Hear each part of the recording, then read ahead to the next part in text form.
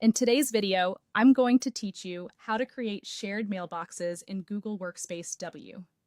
This walkthrough is perfect if your team needs a single address for things like support or billing, with multiple people able to read and reply. You'll need admin access to your organization's Google Workspace to follow along. Start by opening the admin console.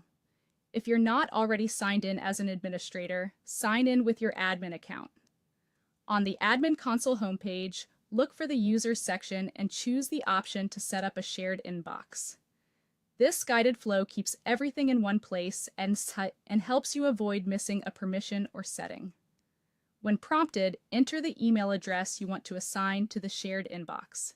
Pick something clear and memorable that reflects its purpose. Make sure the address isn't already in use. Once you've entered it, click Next to continue. Now add the people who should have access to this mailbox by typing their work email addresses. These are the teammates who will read and respond to messages that arrive in the shared inbox. You can add more people later if your team grows, so don't worry about getting the full list perfect on the first pass. After adding members, click Next, then finish the setup by selecting Done. To confirm everything was created correctly, go back to the admin console and open Directory, then choose Users. You'll see a new user entry corresponding to the shared inbox address you just created. Select it and choose the option to reset the password. You can let the system generate a strong password automatically or create one that follows your organization's password policy. Store this securely. You'll use it to verify the mailbox is working. Next, head to Gmail. Sign in using the shared mailbox address and the password you set. On the first login, you may be asked to accept terms or update basic settings.